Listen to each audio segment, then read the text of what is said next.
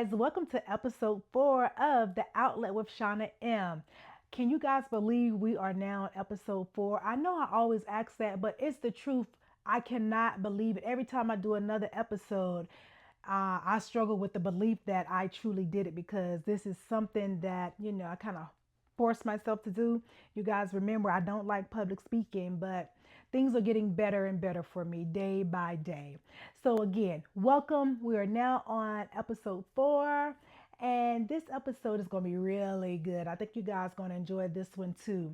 And speaking of enjoyment, I want to thank you guys for sending me comments, texts, and just different messages telling me how the stories are so relatable and how you appreciate my transparency. That really motivates and encourages me because that's the whole purpose of what I'm doing. That is the entire purpose. It's just letting you know that you're not alone, letting you know that it's someone going through the same situation that you're going through or someone who has been in the same situation that you've been in.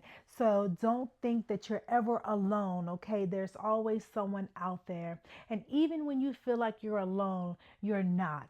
I want you to remember that even in your darkest moments, God is with you. God is present.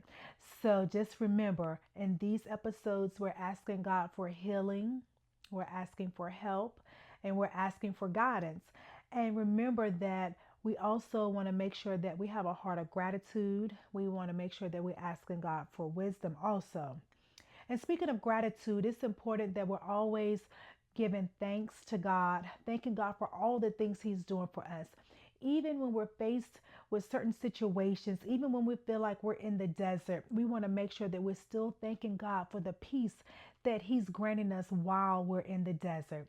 And if you're not feeling a sense of peace while you're in the desert, then you need to make sure that you are staying connected with God. Make sure you're giving Him thanks. And you want to make sure that you are being intimate with Him as far as prayer and reading your word, because when your mind is focused on God, He will grant you perfect peace. He will provide you with that. So even in the midst of your chaos, He will provide you with perfect peace. Even when you feel like you're in the desert, He will provide you with perfect peace. When you feel isolated, He will provide you with perfect peace. So you just remember that. And when you're not feeling that peace, that's when you know you need to seek Him. You need to get in your word and you need to get in your prayer, okay? You need to spend some intimate time with Him because He will grant that to you. So this episode is about me and my friend. I have a best friend of 20 years. I mean, we met when we started our PN programs. And so we met over summer and we didn't initially become friends right then. But just over time, we developed a friendship and to the point where we were very, very close. We became best friends. And so as our careers advanced and we hung out and different things like that, and just continuing to develop our friendship and a mutual respect for one another, I had an opportunity to start a business. So I asked her if she would be interested in becoming a business partner. And she said yes. Now this is my best friend. So my best friend, she gonna be down for whatever. So we started this business. I gave her the idea and she was just like, sure, I'm in. The thing about this business, well, the thing about us were we were both single parents at the time and we were just trying to hustle. We were just trying to figure it out.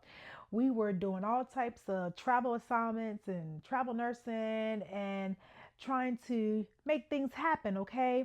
But I saw things on a larger scale. I saw things on the grand scheme of things, and I was thinking, like, how can we maximize what we currently have access to? What can we do to maximize who we are?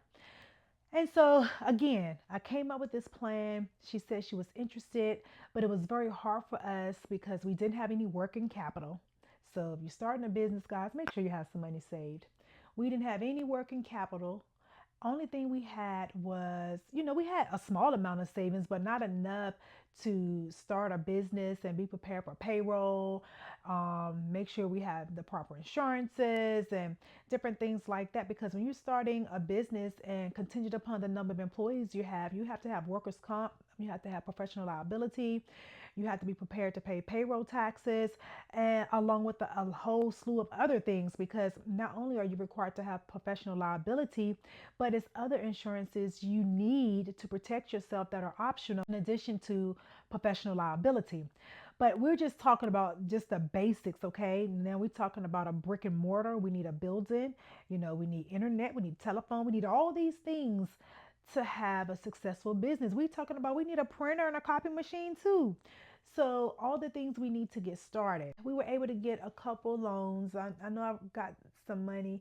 I was able to I was able to obtain a few loans from family members and personal friends that I knew.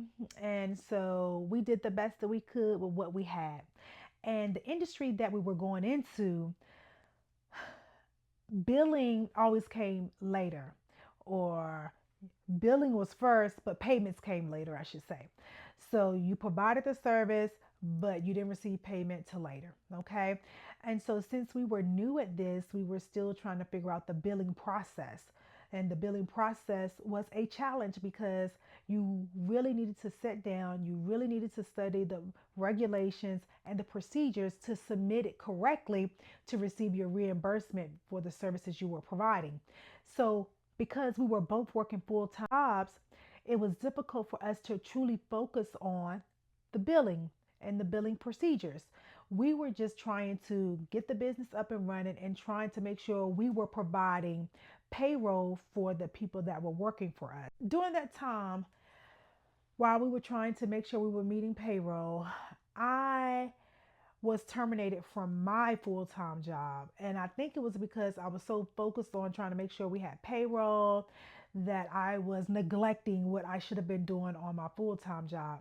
But God has a funny way of working things out, because as soon as I was fired from that job, I was able to really focus on the billing and procedures. And once I was able to break that code, once I was able to figure that out, we began receiving payments the very next week. But because we were so far behind on receiving billing or receiving our payments, everything that we had coming in was going straight out. It was going out to bills, it was going out to payroll, it was going out to everything we needed to keep the business operating. So it was just like we were always trying to play catch up. And so it just seems like we were treading in the same place. It was no growth. We was almost just sinking. But we were trying to get this business up and off the ground. We were trying to get this thing going, but it was just really, really hard. She was still working as much as she could because, again, she was a single mom. I was a single mom. We had two children, and we were still trying to make sure we maintain our personal homes, our personal households, and making sure that we can still provide for our children, our home, our bills, and different things like that. But at the same time, we were still trying to make sure we were able to cover the expenses at the business.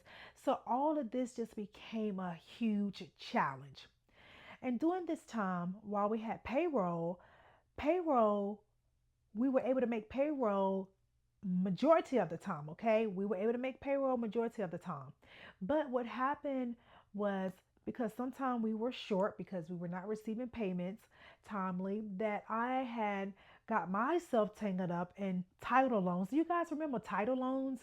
And I just got in this vicious cycle of putting my title up, getting the money, putting my title back up, getting the money, going somewhere else, getting money. I mean, just trying to do these payday cash loans and doing these title loan places, to the point it was costing me dearly. Also, another thing that was against us, even though we were making payroll, you have to remember that payroll taxes have to be paid. So we were not paying our payroll taxes because there was no monies to pay the payroll taxes. We were happy to even have the money for payroll. yet alone payroll taxes. That's a whole other expense. So again, I just want to remind you guys, if you're starting a business and then you're going to have employees, you want to make sure that you have some working capital. Okay, you have to have some working capital because you don't want to start out in the hole like we did. We started out digging our way out. Okay, that is not the way to do it, and that's how we did it. That's how we started. But we were two nurses, and what we knew was nursing. We did not know business, okay? So you got these two bushy-tailed and wide-eyed nurses, thinking we're going to go take care of these patients and we're going to have this great business and we're going to do all these wonderful things and we're going to be successful and that's just how it's going to be.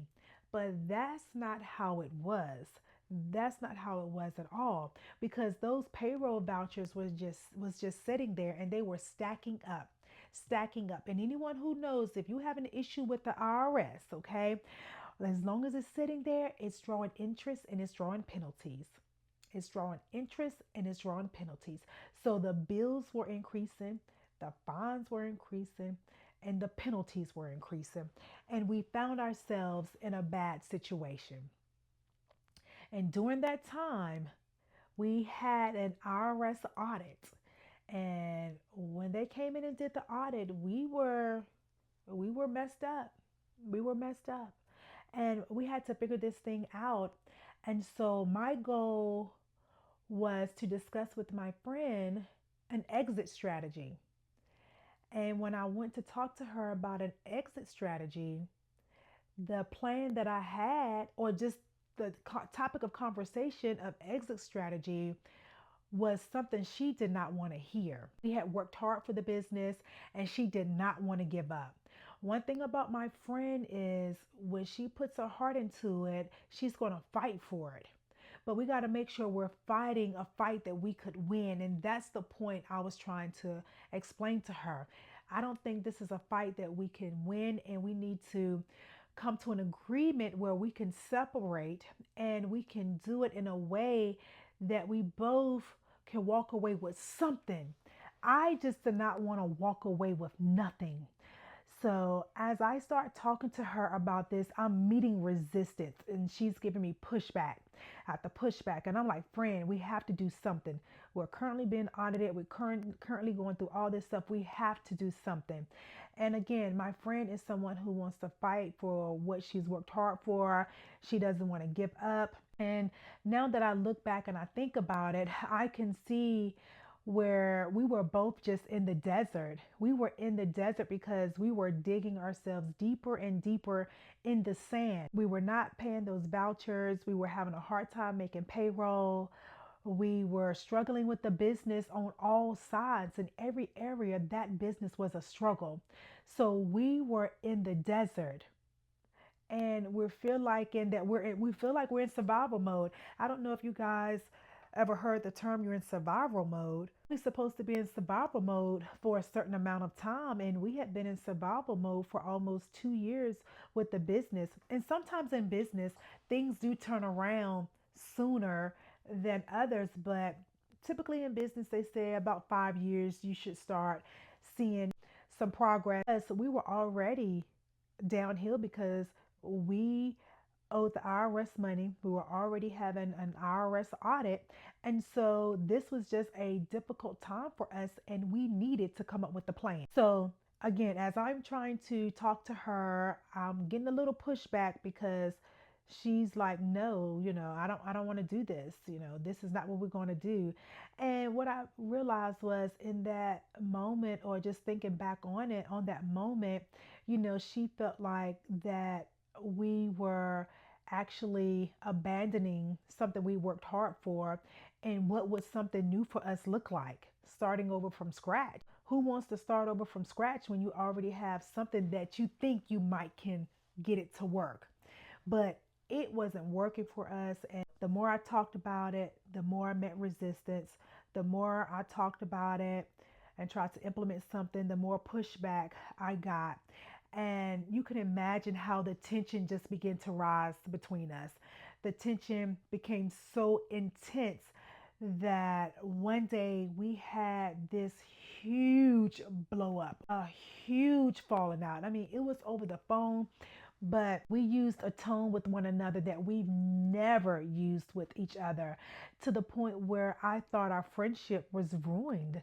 It was really, really bad. And thinking about it, we're in the desert, but at least we're in the desert together. It was one thing to be in the desert together and knowing the same struggles we face, knowing that we had each other, knowing the same issues that we were both dealing with. We were dealing with those things together in our desert, okay? That was our desert. But to think about separating and walking in the desert alone is enough to cause tension, because who wants to be in the desert alone? Who wants to start a new journey on their own? Because that's what the exit plan was. We had to start this new journey on our own. So, because I was receiving the pushback, because we had the argument, which was very, very bad. I mean, we are arguing so hard to the point where, let me just tell you this, my friend has the ability to argue with you so good. You're either going to do one or two things. You're just going to walk away because you're afraid, or you're going to want to fight because she's made you just that mad. Okay. That's how her mouth is. And I'm the type of person where I don't like to argue. I will, do I would like to place my hands on you, which I probably shouldn't do. So anyway, I didn't place my hands on my friends though. That was my friend. But I told her to meet me at the park, okay? I said, I'm tired of all this arguing. You're not gonna keep yelling at me, blah blah blah blah blah. Meet me at the park. And she was like, meet you at the park? What you want me to meet you at the park for? I was like, meet me at the park, meet me at this particular park, and it's about to go down. And she was like, what? What? Meet you at the park? I said, yeah, meet me at the park. And I'm gonna let her tell her side of the story. I'm gonna let her tell her side in the next episode.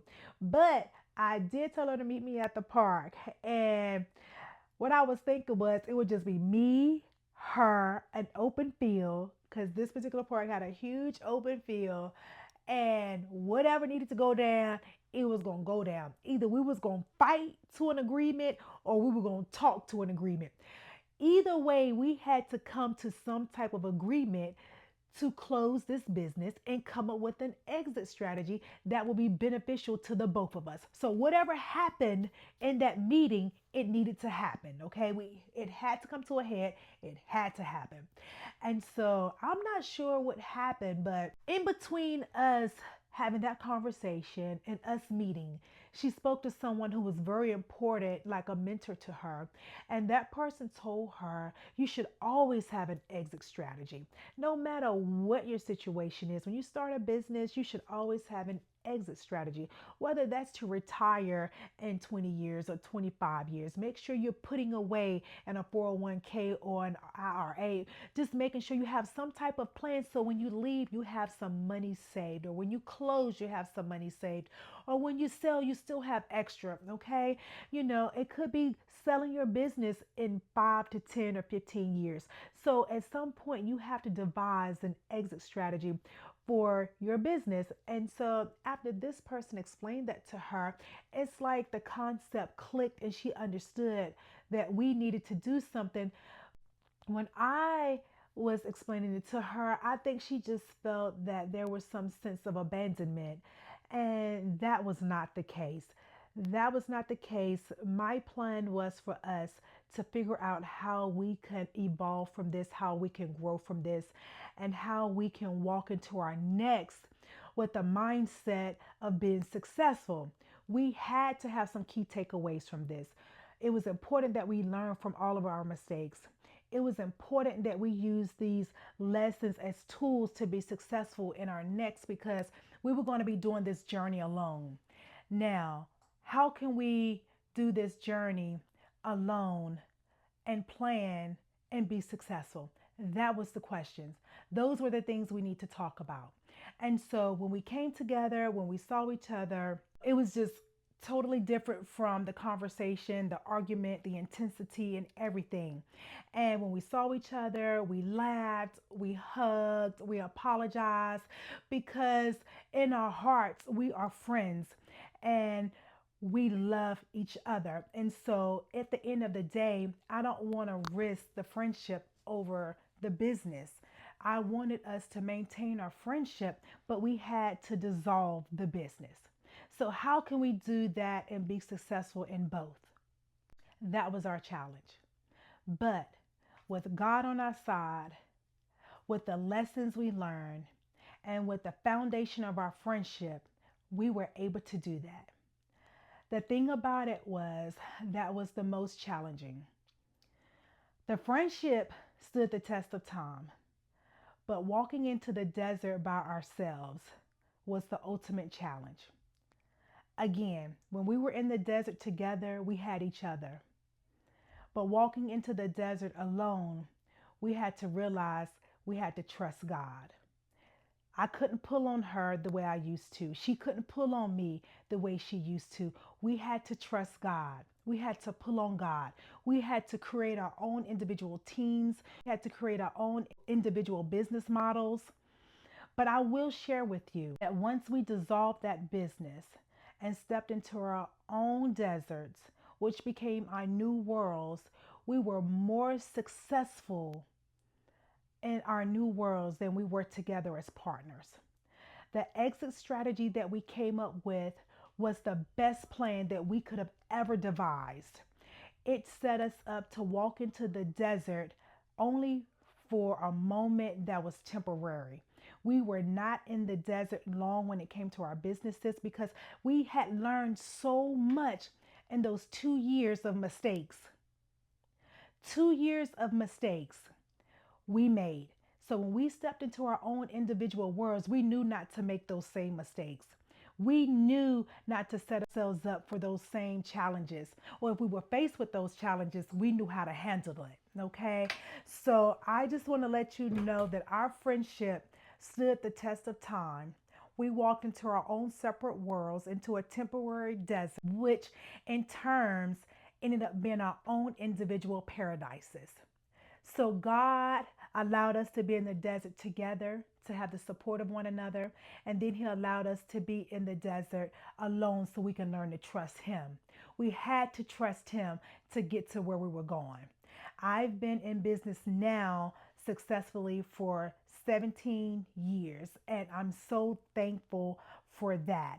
So I just want to remind you that if you're going through something, if you feel like you're losing something, if you feel like, you've lost something, sometimes it's just a divine intervention to set you up for something greater. Sometimes it's just a lesson that's going to push you into your next, and your next is going to be greater. Remember, I told you in the last episode, regardless of what you're going through, it doesn't matter what the challenge is, you're going to come out on the other side with a double portion. God said He will give you double for your trouble. My friend and I, we have the best relationship ever. We have never had that type of argument again. We have never dealt with those type of issues again. I just wanted to share that story with you guys because it's a powerful story within itself, and it's a few key things that I would like to just point out. Friendships are important, and if they're important, they're worth working towards. A lot of times we can become too dependent on individuals when we need to be dependent on God. So that's why God had to separate us, because He wanted us to be dependent on Him and not on each other. He wanted us to trust Him. So we had to separate us because this was a journey that we needed to take individually for us to grow stronger in Him, for us to trust in Him, and for us to have faith in what He can do in our lives. I just want to remind you guys that the desert isn't designed to kill you. It's designed to equip you. You come out of the desert stronger, you come out of the desert wiser, you come out humble, and you come out ready. So, guys, again, thank you for tuning in.